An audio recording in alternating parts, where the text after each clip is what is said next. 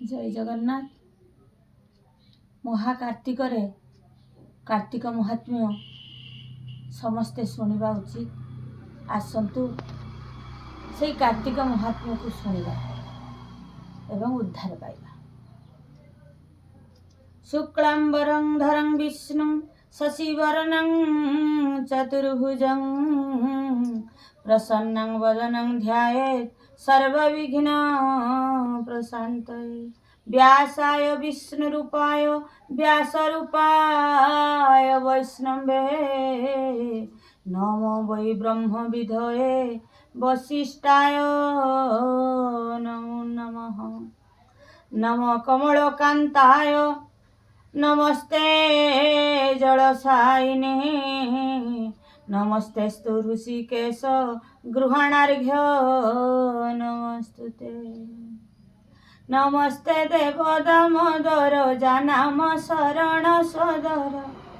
अशेष ब्रह्मांडर नाथ जार चरित पुण्यपथ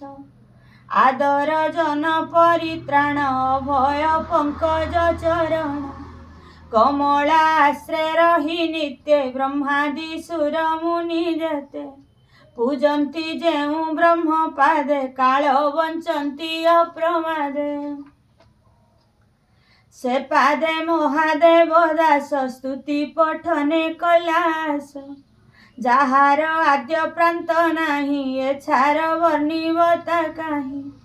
स्वभावे शूद्र कुले जन्मी निरते माया मोहे भ्रमी कर्म जंजाल जाले पड़ी आत्मार निज गति हुडी आकुले विचार चिते संसार तरी विके मन्ते अशेष परम कारण जानाम संकट तारण जानाम संकट तारण विपद मोचन जे पाद आश्रय न लागे प्रमाद तेणु मु भव भय त्रासे शरण पाद पद्म तोषे सुजने जने कर दया तुम्भे जे स्वभावे निर्माया तुम्भर पादे मोर आस मते रखिब तुम्भ पास तुम्भर दया अप्रमिते हरि चरित रस गीते थकाए बखाणी विपद एथिरे न करिव बाद कृष्ण महिमा अपार देव दानवे गोचर ब्रह्मार जे लोक परित्राणे महिमा चतुर्वेद भणे ताहार गोचर जेणु निगम नाम देले तेणु पुणी संसार अनुरागे विस्तार कले शास्त्र जोगे मनु पुरुषे ताहा देई से तहु सुमूर्ति भियाई से स्तुति पाई मुनि गणे विस्तारी रचिले पुराणे से पुण्य इतिहास वाणी सुजन जने ताहा शुणी जे साधु विवेक पंडित पुराणे अर्थ करे गीत छत्तीस रागे हरि लीला बांधिले भव जले भेला